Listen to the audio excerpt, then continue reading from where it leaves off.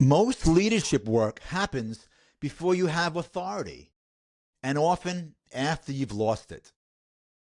Titles come and go, roles change, organizational charts shift, but influence, credibility, and judgment tend to follow a much, much different path.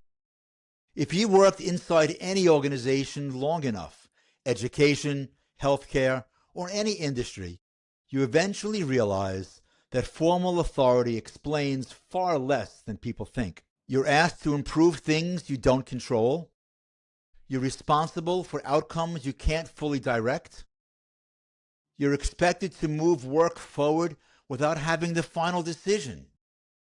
And that can feel uncomfortable, especially early in the leadership journey, because we're often taught that leadership begins when authority is granted.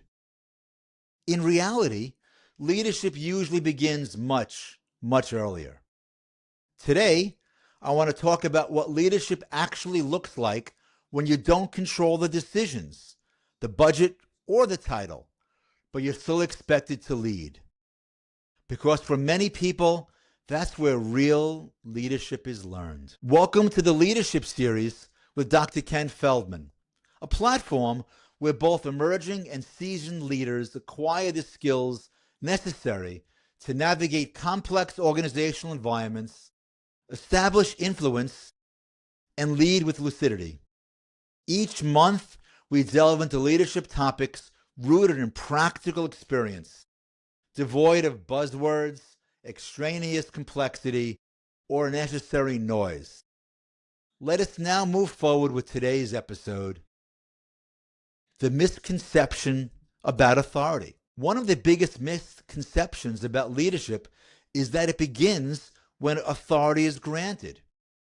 We tend to believe that once someone has the title, the authority, or the formal responsibility, leadership naturally flows. But most professionals discover very quickly that authority and leadership are not the same thing.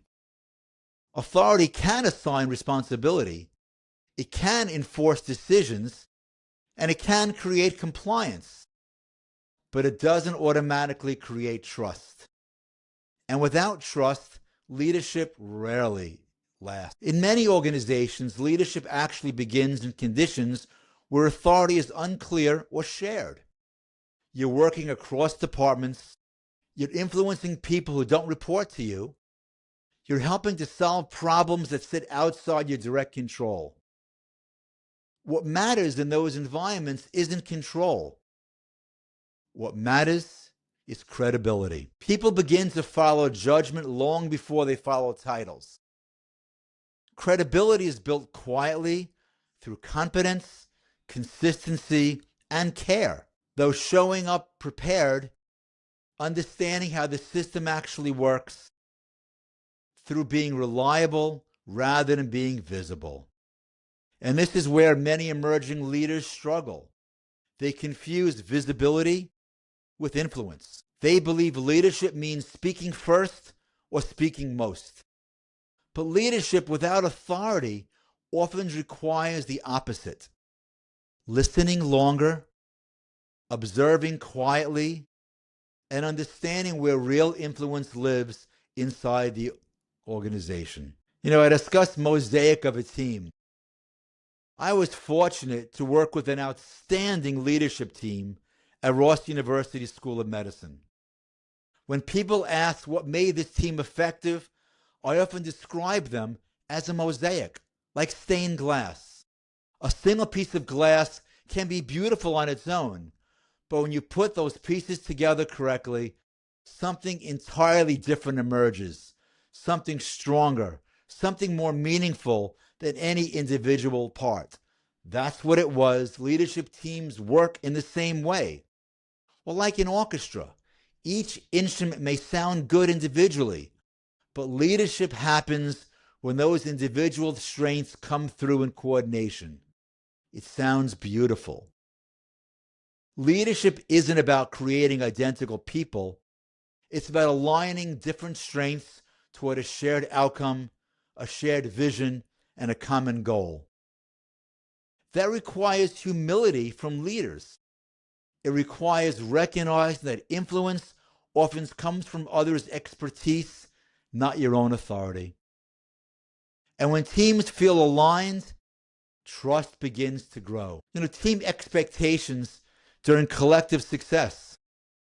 When people ask me about my leadership style, I often use this simple example. I ask teams to imagine they were running a race. When one person fell before the finish line, the expectation wasn't that the strongest runner finished first. On the contrary, the expectation was that the entire team stopped, helped the person up, and they all crossed the finish line together. Because leadership is not about individual success. It's about collective outcomes. That kind of expectation changes how people behave. It creates psychological safety. People become willing to ask for help. They become willing to admit mistakes earlier, and that prevents larger problems later on. An energized leader and an energized team become incredibly powerful, not because they move faster, because they move together. The player coach. Another principle I've come to believe strongly is that leaders need to remain player coaches. Leadership can't exist only at a distance. Whether it's education, healthcare, or business leaders need to understand what's actually happening on the ground, how people experience the work day to day. Now that's not micromanaging, it means staying connected. A player coach understands the challenges well enough that decisions make sense to the people doing the work day to day. When leaders lose that connection, trusts erode quickly. Decisions begin to feel disconnected from reality, and once that happens, authority alone rarely restores credibility. The trust bank. Leadership without authority runs on what I think as a trust bank. Every promise kept is a deposit. Every inconsistency is a withdrawal. And the important part is this: small deposits matter the most. People don't decide whether to trust you during big moments. They decide based on patterns they observe over time. Do you follow through? Do you communicate honestly? Do your actions match your words? Trust accumulates slowly, but once it's established, influence follows naturally.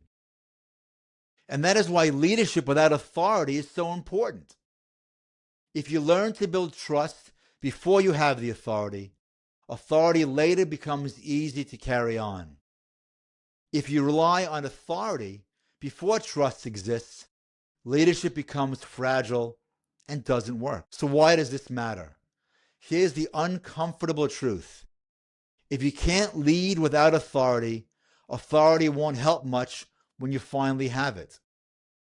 Titles simply amplify behavior. They don't replace it. Leaders who learn influence early tend to be steadier during change, uncertainty, and conflict, because their leadership was never dependent on that position alone. Leadership without authority is not a temporary phase. For many professionals, it's the condition in which real leadership is learned. Much of what we've discussed today grew out of experiences that eventually became the foundation of a book I wrote, Leadership Without Authority. In the book, I go deeper into how influence is actually built through competence, consistency, and trust, and how leaders move organizations forward even when they don't control the formal decisions. If today's episode resonated with you, you'll find practical frameworks and examples that can expand on today's conversation. You can find Leading Without Authority on Amazon or learningreframe.org. But in closing, if you're leading without authority, you're not behind. You're learning the part of leadership that lasts. You'll recognize progress, not when people agree with you publicly, but when they begin to act as if your judgment matters, even when you're not in the room. That's true leadership. If today's episode resonated with you, follow our podcast on your favorite platform and give us a like on YouTube. And more importantly, share this episode with your team or someone who might find it helpful. I'm Ken Feldman. Thanks for joining today. See you on the next episode.